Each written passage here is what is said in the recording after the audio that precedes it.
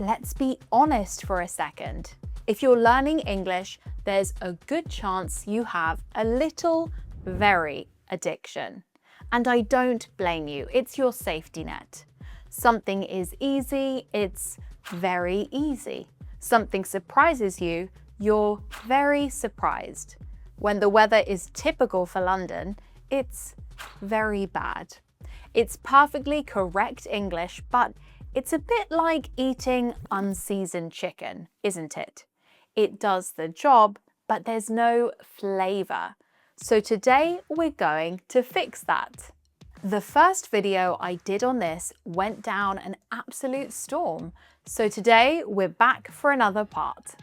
I've picked out the phrases that British people actually use to describe everything from a terrible movie to a messy kitchen. We're going to delete those boring, very phrases and replace them with words that have character and history. By the end of this video, you'll stop sounding like a translation app and start sounding like someone who actually knows why calling a situation pants is the ultimate insult. So let's get straight into it. Number 1, very bad. Let's start with the negatives, because as we know, complaining is practically a national sport in the UK. We don't just say things are very bad. That's too clinical.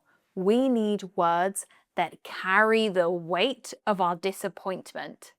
First up, we have rubbish. This is an all-purpose, heavy-duty replacement for very bad. In the UK, rubbish is what you put in the bin. And that's exactly where a bad idea or a bad meal belongs. If you see a football match and your team plays like they've forgotten what a ball is, you don't say they played very badly. You say, that was absolute rubbish. It's firm, it's satisfying to say, and it leaves no room for argument. It's the very bad of the people. But what if something isn't just bad, but it's a bit pathetic? That's when we use pants. Yes, I know, to my American viewers, pants are what you wear on your legs. To us, those are trousers. Pants are underwear. And in the 90s, for some reason we still can't explain, we decided that calling something underwear was the perfect way to say it's poor quality. If a new TV show is boring, you'd turn to your friend and say, well, that was a bit pants, wasn't it? It's a softer insult than rubbish, it's playful, it's saying something is a bit of a letdown without being truly angry. Finally, in this category, we have naff. And I'll warn you now, this one is a little bit rude, so use it carefully. That said, it is a very interesting word.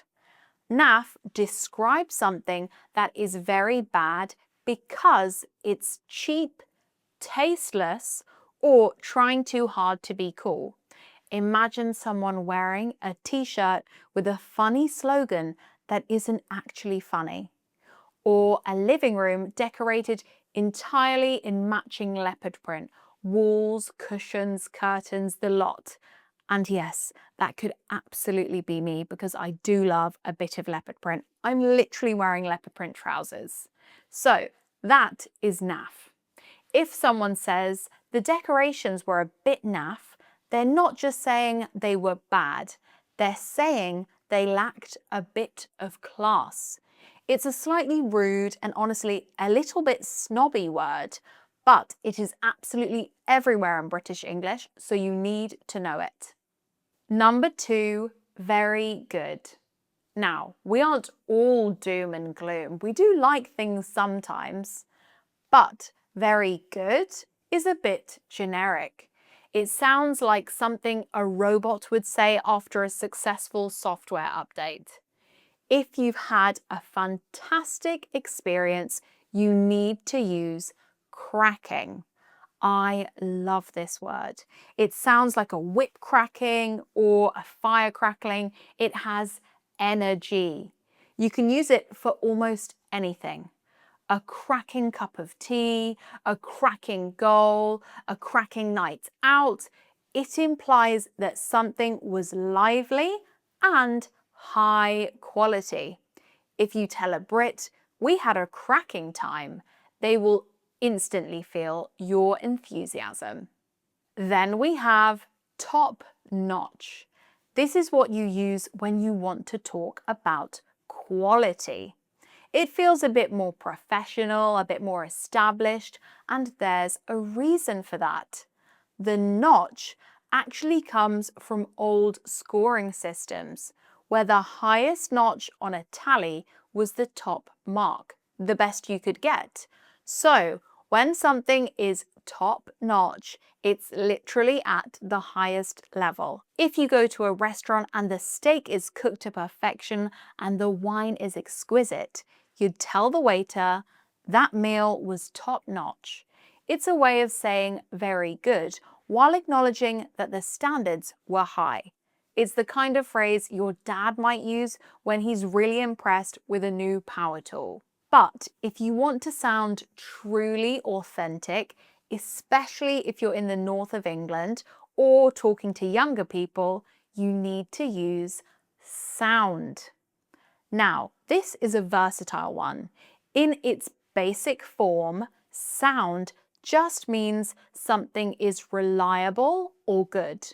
But in slang, it's a replacement for very good or that's fine. If someone asks, how's your new job? And you say, yeah, it's sound. You're saying it's good, the people are nice, and you're happy. It's short and sharp and it makes you sound like you've actually spent time in a British pub. Number 3, very surprised.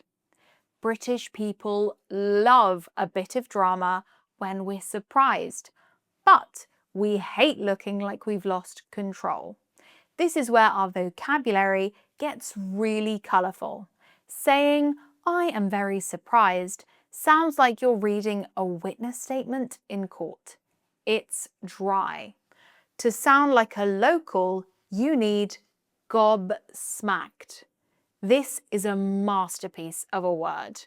Your gob is a very casual, slightly rude word for your mouth, and smacked is exactly what it sounds like, a sharp, sudden hit.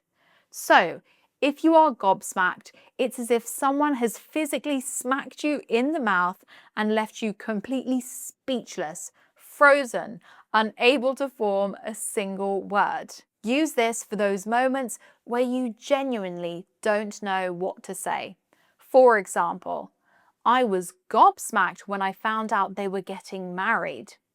It's a big, loud word for a big, loud emotion. If the news is so heavy that it's actually taken the strength out of your legs, you're floored. This is a great one for deep emotional surprise. It's not just that you're shocked, it's that the news was so powerful, it metaphorically knocked you onto the floor. For example, I was absolutely floored by his generosity. It carries more weight than very surprised. It shows that you've been deeply moved. And if you want to keep it a bit more understated, which is the most British thing to do, use stunned. It's a bit more elegant. It describes that moment when your brain just stops working for a second. You're like a deer in the headlights. For example, the audience sat there completely stunned. It's a powerful way to show shock without needing to use very to beef it up. Number 4, very easy. We all love it when a plan comes together and a task is simpler than we expected. But saying it's very easy is a bit, well, it's a bit of a doddle, isn't it? Did you see what I did there? A doddle. This is such a lovely British word. Nobody is entirely sure where it comes from, which is very on brand for British slang. It just appeared, settled in, and refused to leave. If something is a doddle, it means it was so easy you could have done it with your eyes closed. For example, the exam was an absolute doddle. This one sounds confident, it sounds relaxed, and it's a great way to show off your fluency. And then there's one that's completely taken over in recent years, especially among younger British people. Light work. If something is light work, it was so easy, it barely counts as effort. It's got a confidence to it, almost like a swagger. Where doddle sounds relaxed and unbothered, light work sounds like you didn't even break a sweat. You'd say, I finished the whole report in an hour. Light work. It's short, it's sharp, and it's everywhere right now. If you want to sound current, this is the one to reach for. And there we have it. We've taken those basic, boring, very phrases and we've given them a proper British makeover. But here is the secret. You don't need to learn all of these at once. My challenge for you this week is to pick just one category, maybe it's the negatives, and next time you're annoyed by a late bus or a cold cup of coffee, don't just say it's very bad. Tell yourself, this is absolute pants. Start small, and before you know it, these phrases will feel as natural as a rainy Tuesday in Manchester. Remember, if you're looking to level up your English and really get confident, I highly recommend you check out my Beyond the Basics of English course. The link is in the description to find out more. For more tips like this delivered straight to your inbox, don't forget to subscribe to my free newsletter. The link is in the description. And if you enjoyed this video, please give it a like and subscribe. Thanks so much for watching, and I'll see you next time.